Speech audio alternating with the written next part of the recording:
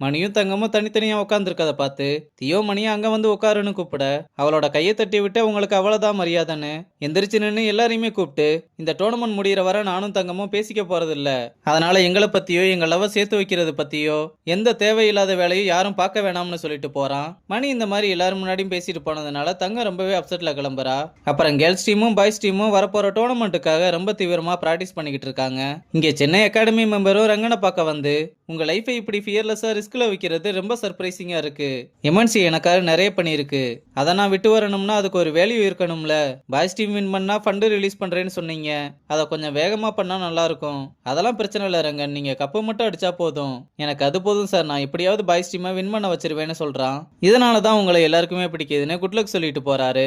ஆனா இவங்க பேசிக்கிட்டு இருந்தது எல்லாத்தையுமே ஜாக்கி இந்த பக்கத்துல இருந்து கேட்டுக்கிட்டு இருந்திருக்கான். அந்த சாக்குலயே நம்ம பசங்க கிட்ட வந்து அகாடமி மெம்பரும் ரங்கனும் பேசிக்கிட்டு இருந்த எல்லா விஷயத்தையுமே சொல்ல, அப்ப ரங்கன் சார் நம்மளை விட்டுட்டு போயிருவாரா? டேய் லூசு மாதிரி பேசாத, அவரு ஏன்டா போனோம்? அதான் மச்சா அவங்களுக்குள்ள இருக்க டீலு. இது எல்லாத்தையுமே நம்மளோட அகாடமியை காப்பாத்த பண்ணியிருக்காரு. ஆனா இதெல்லாம் ரொம்ப ரிஸ்க் ஆச்சு. அப்ப நம்ம அகாடமி அவருக்கு எவ்வளவு முக்கியம்னு பாருங்க. அதான் இப்ப கூட அவரை பத்தி யோசிக்காம இப்படி ஒரு டிசிஷன் எடுத்திருக்காருன்னு சொல்ல, இதை நம்ம அவர்கிட்டயே போய் கேட்கலாம்னு கிளம்பி வந்து ரங்கன் கிட்ட வந்து கேட்க, டேய் அதெல்லாம் இன்னும் ஃபைனல் ஆகலடா. ஆனா நீங்க ஃபைனல் ஆகுற மாதிரி தானே சார் பேசுனீங்க. இதுக்கு கண்டிப்பா வேற சொல்யூஷன் இருக்கும். ப்ளீஸ் நீங்க போகாதீங்க. ஆரம்பத்துல நானும் அப்படிதான் நினைச்சேன். ஆனா இப்ப அகாடமியை சேவ் பண்றதுக்கு வேற ஆப்ஷனே இல்ல. இதெல்லாம் பேசுறதை விட்டுட்டு மேட்ச்ல கான்சென்ட்ரேஷன் பண்ணுங்கன்னு அனுப்பிவிட பசங்க எல்லாருமே ரொம்ப சோகமா கிளம்புறாங்க. அப்புறம் கேர்ள்ஸ் எல்லாரும் பேசிக்கிட்டு இருக்கும்போது நம்ம அகாடமியை காப்பாத்துறதுக்கு பாய்ஸ் டீம் வின் பண்றது மட்டும்தான் ஒரே வழி. நம்மளாலலாம் எந்த யூஸுமே இல்லைன்னு வருத்தப்பட, அப்ப அனு இது வரைக்கும் நடந்த மெயின் டோர்னமெண்ட்ல எந்த கேர்ள்ஸ் டீம் அதிகமா வின் பண்ணிருக்காங்க? நான் டோர்னமெண்ட் ஹிஸ்டரி படிச்சப்போ ஒரு டீம் ஒரு கப்பு தான் அடிச்சிருக்காங்க. சரி இதுவரை ஒரு அகாடமியை ரெப்ரசென்ட் பண்ணி பாய்ஸ் டீமும் கேர்ள்ஸ் டீமும் சேர்ந்து கப் அடிச்சிருக்காங்களா? இல்ல எனக்கு தெரிஞ்சு இந்த டோர்னமெண்ட் 30 வருஷமா நடந்துகிட்டு இருக்கு. அப்படி நடக்கிறதுமே இம்பாசிபிள்னு சொல்ல, அந்த இம்பாசிபிளை நம்ம பாசிபிள் ஆக்குனா இது ஒரு ஹிஸ்டரியா கிரியேட் ஆகும்போது நம்ம அகாடமி மேல நிறைய அட்டென்ஷன் வர்றது மட்டும் இல்லாம நிறைய ஸ்பான்சர்ஸ் உள்ள வருவாங்க. அப்ப நம்ம ரங்கன் சாரும் போக வேண்டிய சிச்சுவேஷன் வராது. அவரும் அந்த ஆஃபரை எடுக்க வேண்டிய அவசியமே இல்ல.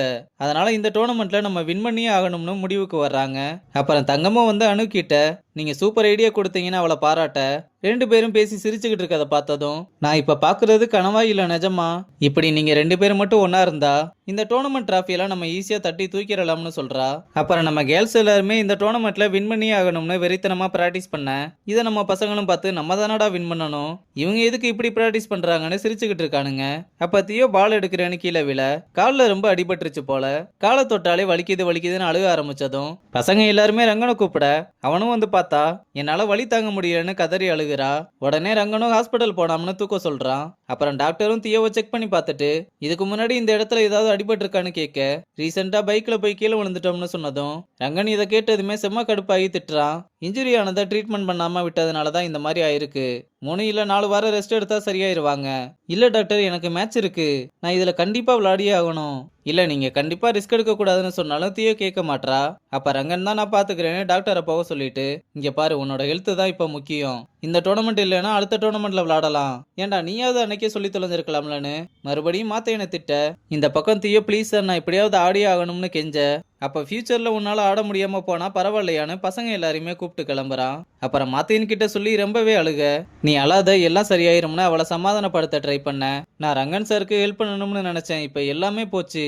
எனக்கும் புரியுது, ஆனா இப்போ உனக்கு ரெஸ்ட் தான் முக்கியம். இல்ல எனக்கு இந்த ரெஸ்ட் எல்லாம் வேணாம், நான் விளையாடியே ஆகணும்னு ரொம்ப அழுதுகிட்டே ஏதாச்சும் பண்ணி என்ன ஆட வைன்னு சொல்ல, சரி அழுகாத, நீ இந்த டோர்னமெண்ட்ல ஆடுவ, சும்மா என்ன கன்வின்ஸ் பண்ணணும்னு சொல்லாதடா. இல்ல இந்த டோர்னமெண்ட்ல நீ ஆடுவ, என்ன நம்பு, நான் எல்லாத்தையுமே பாத்துக்கிறேன், இது நான் உனக்காக பண்ற ப்ராமிஸ்னு சொன்னதும் தியோ ரொம்பவே சந்தோஷப்படுறதோட இந்த எபிசோட முடிச்சிருக்காங்க.